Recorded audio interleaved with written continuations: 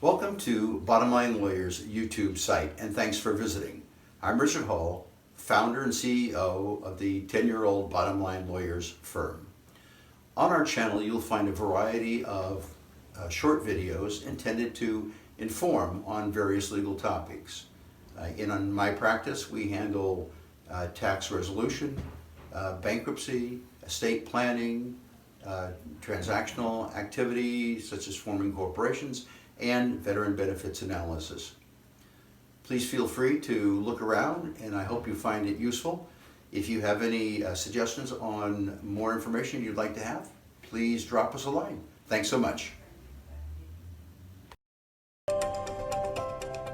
Actually born in Indiana in a reasonably rural area near Notre Dame, but I moved with my folks at the ripe old age of about 6.5 to Southern California.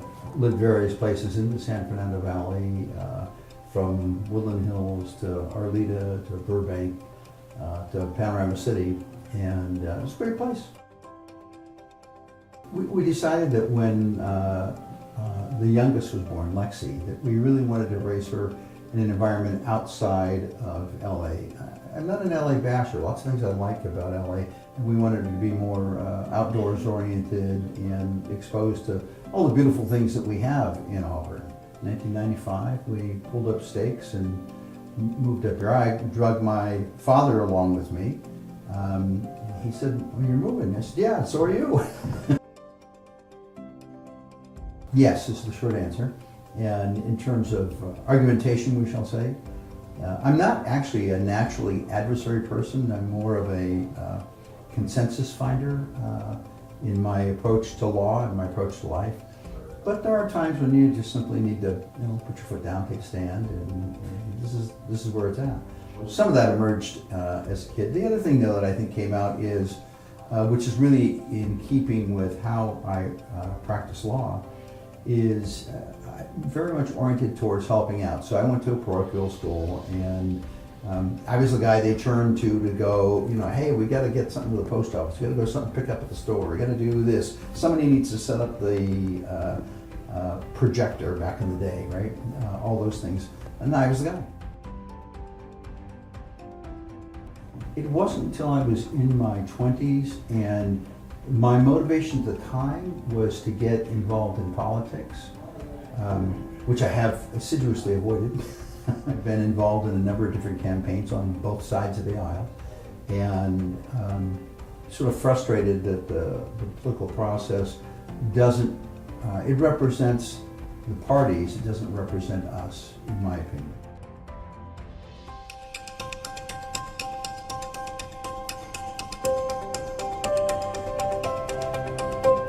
Well, I almost went to school to become an architect because I like designing things, and I'm spatially pretty good about putting things together and how this can fit. You can fit these things in here. We took a trip once from Southern California to Lassen Peak, and we had a little Ford Tempo, and we had 6 of us were going to be in the car, and we were camping, and so there was tents and stoves and all that kind of stuff.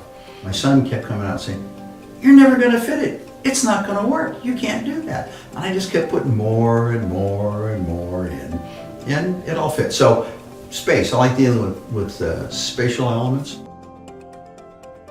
I was in the Ambassador Hotel when Bobby Kennedy was assassinated, and had met him on several occasions. I delivered groceries to a famous actress in Hollywood, the one who says, "Why don't you come up and see me sometime?" Only in my dreams, yes. I actually did consider a career as a stand-up comic at one point. But you know what? That's a really tough job. And those people are like, you gotta be right on your toes all the time. It's a little challenging, I think. And obviously a bit of a different lifestyle than being an attorney. What motivated me to get into the practice of law was the notion of service. I was a Boy Scout, I had a mom who's very much into making sure you do for others as well as for yourself. In Boy Scouts, we do a lot of work for other organizations, part of various groups, Order of the Arrow and Adultary Day, and all those service organizations within the Boy Scouts. Even in school, I had the reputation and they needed somebody to go to the post office. That was me. I'd run off to the post office, run various and sundry errands for the school that I was at. And I always enjoyed that. I found that to be satisfying. And so as I started on a path for a career, one of the things that I noticed is that as an attorney, there's a good opportunity to serve people. And in fact, in my practice, that is what I end up doing.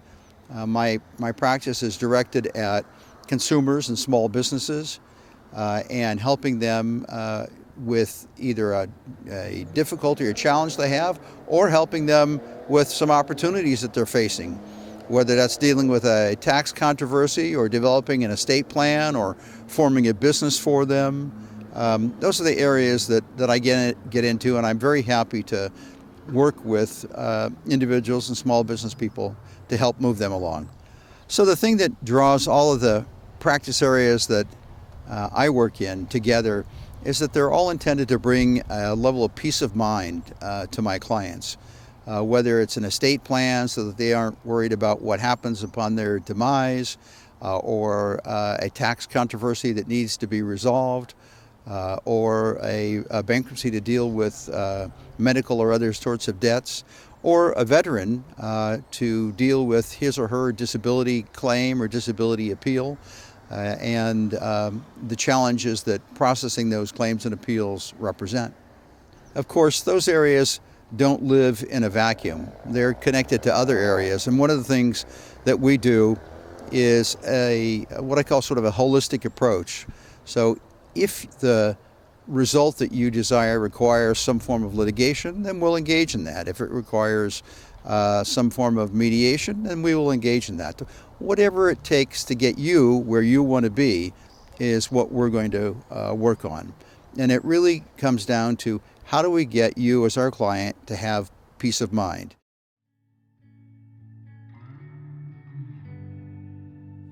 The team here at BottomLine Lawyers really enjoys and gets satisfaction from providing peace of mind to our clients. And we do that in a variety of practice areas. We do that with veteran benefits, we do it with estate planning, we do it with tax controversy, we do it with bankruptcy and other debt issues. But of late, we've had some particular success resolving tax controversies for individuals, and find that to be particularly satisfying, and clients are happy about that. We're expanding that portion of the practice. And today, my message to you is about a vulnerability that you might have if you are a business person.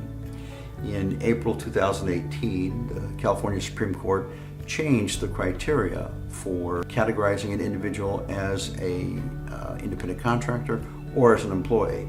This has significant impact on you as someone who retains someone's services. You might be required to withhold taxes and submit them to the government in a way that you don't currently do. Penalties and issues from failure to do that are extraordinary. So under this new test called the ABC test, the individual must pass all elements in order to be classified as an independent contractor. So if you have any individual that you employ or individual that works for you and you're not sure what their classification ought to be, I'd be happy to assist you with that. And as in all of our practice areas, we strive as a team to give you peace of mind. Thanks. Have you received the dreaded IRS tax notice? Don't ignore IRS notices running up your tax bill by thousands. Don't get suckered by pennies on the dollar scams. Don't trust your income or payroll tax problem to amateurs. Your tax problem has more than one solution. BottomLine Lawyers has the clout to handle your tax problem no matter where it goes. Let us resolve your tax problems and restore your peace of mind. Contact BottomLine Lawyers now for your free interview.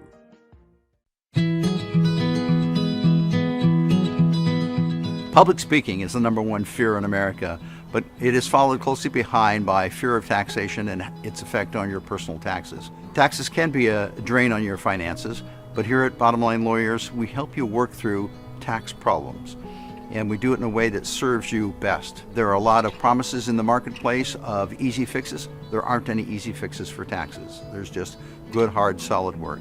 And I recommend you work with a tax professional, preferably someone admitted to the U.S. Tax Court, so you can make sure you have coverage from cradle to grave.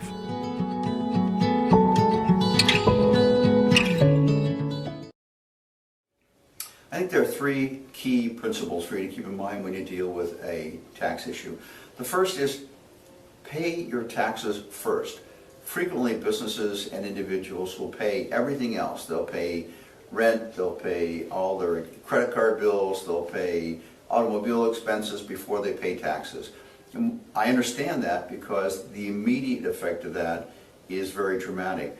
But the truth is that none of those other folks, whether it's your rent or your car or your credit card bills, can come and take your underwear. They can't come and take away everything you own. The IRS and the Franchise Tax Board and other state taxing entities can do that. And so you need to pay those first. So the second thing is that when you do make a payment, you want to mark your payments. You need to mark that payment with the tax form that it applies to, like it's a 940 FUTA form for the federal government, or your 1040 for your income tax, and for what period it applies to. So if it's income tax, you'll apply it to a particular year. If it's employment tax, it may apply to a particular quarter. And then the other thing that I would say is it's important to keep written notes and records of what you do, both of the conversations you have with anybody at a taxing authority and of any action you take, whether that's sending them a document or sending them a payment. If you do those three things, you'll be in good stead for resolving your tax issues. This segment will be on tax. In the United States, the primary taxing authorities are the federal government, and it's all run through the Internal Revenue Service. They handle income tax, payroll tax, and estate tax, and even excise taxes. Here in California, we have three different entities for taxes. We have the Franchise Tax Board, which handles income tax. We have the Employment Development Department, which handles payroll tax. And we have the Board of Equalization, which handles sales tax. And finally, in the county, we have a tax collector, and the tax collector handles both real property taxes and personal property taxes. Some of the common issues that taxpayers face are payroll tax delinquency, and this is a very dangerous area for employers. Payroll taxes consists of two parts, trust fund and non-trust fund taxes. And when you write a check for an employee and you're withholding tax from them that's to go to the government for payment of their tax liability, that's considered a trust. You've created a trust fund, and there is no leeway whatsoever for failure to pay trust fund taxes. In fact, there's substantial penalties for anyone involved in the preparation of your payroll, from the CEO to a bookkeeper who is preparing those taxes.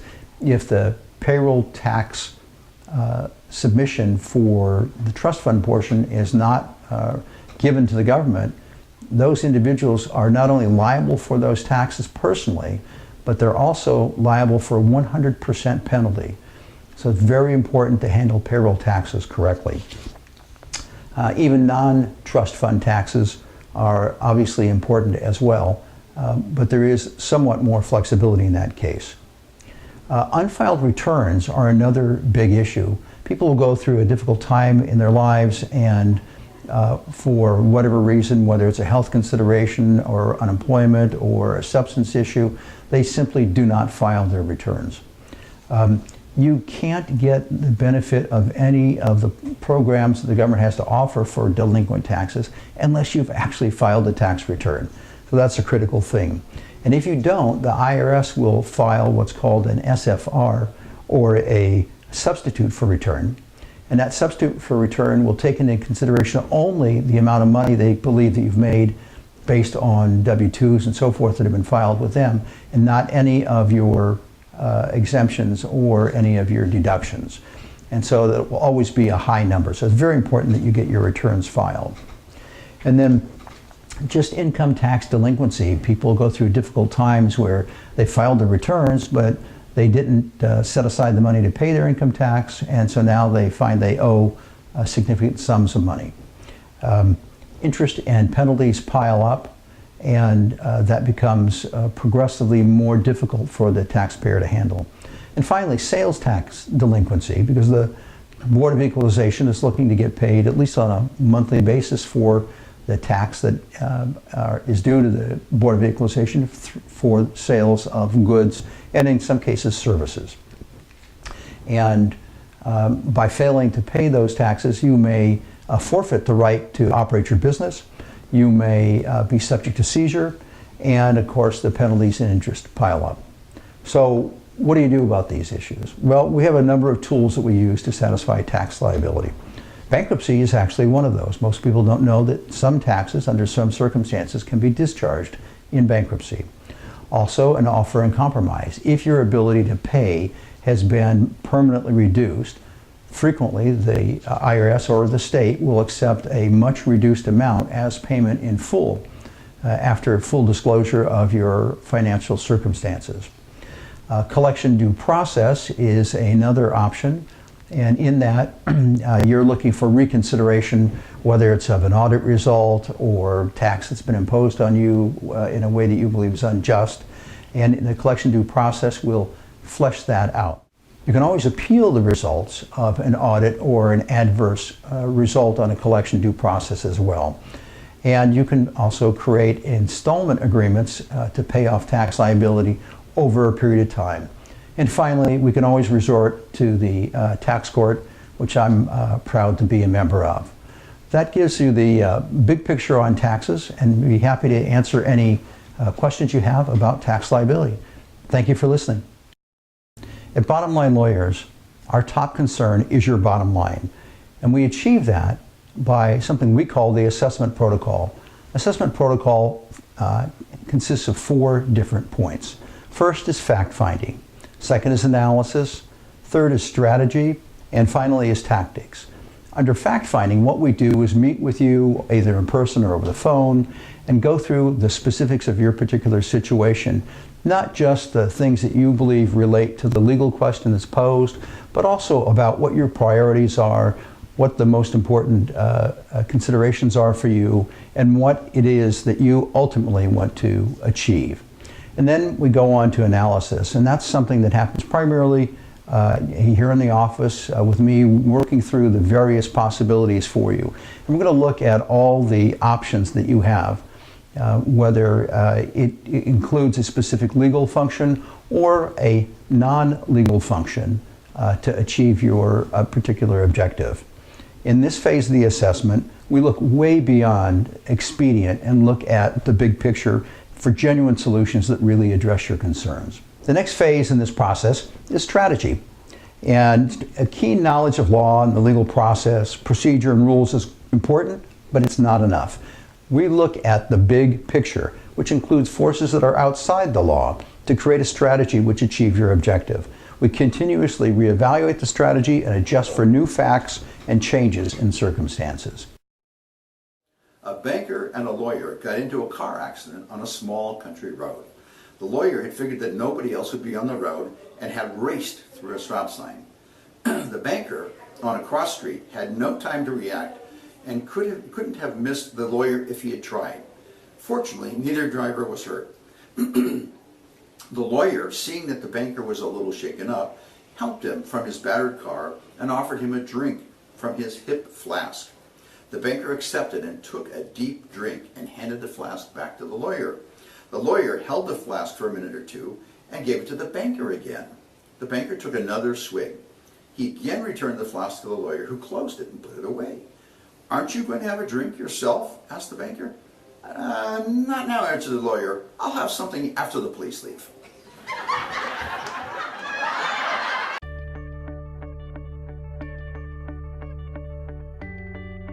I think it's really important that the client and the attorney have a good working relationship. There are times when individuals just don't match on a particular level. And so for that reason, I offer a free interview. Now, many attorneys offer what they call a free consultation, but my experience is that free consultation essentially turns into an ad. That isn't my purpose. My purpose is twofold. In the interview, I want you to determine whether or not you're comfortable working with me. And I want to determine whether or not I can actually provide you the service that you need for your legal concern. And if I can't, can I refer you to someone who I know and trust who can provide that service and will treat you as well as I do? Talked a little bit about interviewing the prospective attorney because it has to be a good match between the attorney and the client. But another aspect of that is what I call the assessment protocol. And in that assessment protocol, what we're doing is looking at what all the different options are and figuring out the worst thing that could happen for you, the best thing that could happen for you, everything in between, and then try to devise what is the best course of action to get you where you want to be.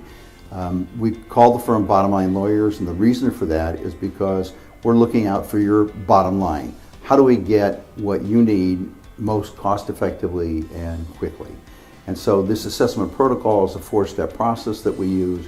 And you can read more about it on the website, but essentially what we're doing is to look at what the facts are, what the law is that applies to that, what the potential resolutions are, and then rating them based on cost and risk and potential outcome.